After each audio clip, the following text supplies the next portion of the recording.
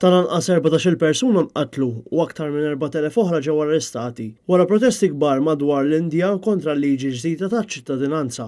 Bosta kritiċi saħħu li liġi tikser l-Kostituzzjoni Sekulari Indjana u hija waħda minn sensiela ta' miżuri tal-Gvern Hindu Indjan tal-Prim Ministru Narendra Modi sabiex timmarġinalizza l-200 miljun Musulman fil-pajjiż. Minkejja dan, Modi jiddefenda din il-liġi bħala miżura umanitarja.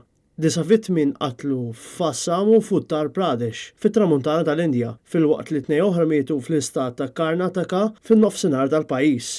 Minkejja li l-pulizija projbixxiet li l-pubbliku jinġabar f'miġamat, mal-10,000 dimostrant niżlu fit-toroq tal-kapitali jipprotestaw.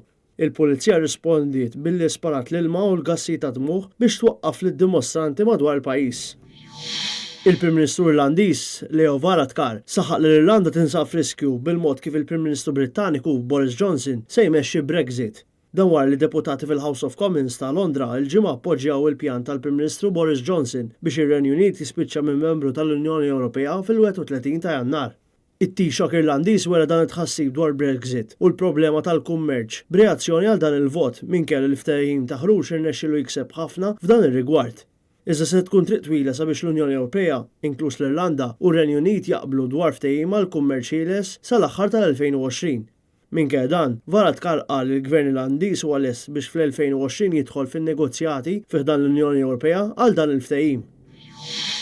Għal dawn l-aħħar 300 sena, il-belt Ġermaniża ta' Freiburg fil-Black Forest kienet magħrufa għal Cuckoo Clock, arloġġ li jdoqq bil-jimita d-daqquqa kaħla, magħrufa aħjar bħala Cuckoo Bird.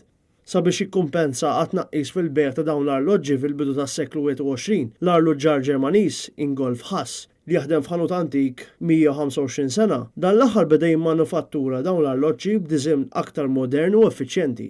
Grazzi għalhekk, il-beħ ta' dan l-arloġġ ittripla meta kkumparat mal-beħ ta' Cuckoo Clocks tradizzjonali.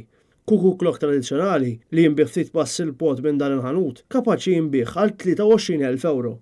Dawn l-arloġġi magħmula fil-Black Forest ilhom magħna sa mis-seklu 18 u saru sensazzjoni dinjija. Fl-istat ta' Baden-Württemberg fejn tinsab il-foresta, wieħed saħansitra jsib l-akbar Cuckoo Clocks fid-dinja.